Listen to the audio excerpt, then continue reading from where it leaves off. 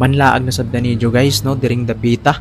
Uban ko ninyo mao ni ang gitawag na KKK Lonita Park no. So kabalo naman ta kung unsa ang KKK no, isa kining simbolo sa nasyonalismo ug pakigbisog o hisgutan nato may tungod kini pod sa kasaysayan sa Pilipinas nga ginauluhan ni Andres Bonifacio na isa sa atong mga national hero.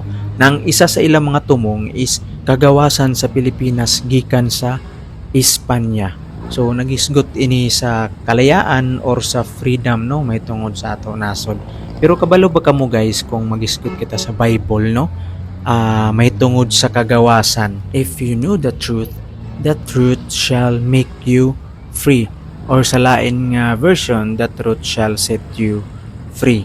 So kining bersikulo guys no, may tungod sa kamatuoran dili lang ordinaryo nga impormasyon gini kundi kamatuoran kini bahin kang Jesus mismo og sa pulong sa Dios. Syempre, kung mailhan og dawaton nimo ang kamatuoran na si Jesus or ang pulong sa Ginoo, makalingkawas ka sa sala.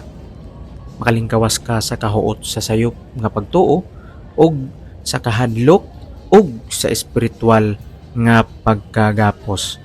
So mao ni ang nakanindot niini guys kay ang kamatuoran nagdala og tinuod nga kagawasan dili lang pisikal kundi espiritual og emosyonal. Ug makaplagan lamang nato kini diha lamang kang Jesus. Og salamat sa inyo pag-uban ka na ako guys no sa pagsuri-suri diring dapita, daghan kayo pagkaon diri oh. Maglibog na ka kung unsay imong pilion. Ing-anig gyud daw diri basta December na. So God bless guys, salamat sa pag-uban. See you.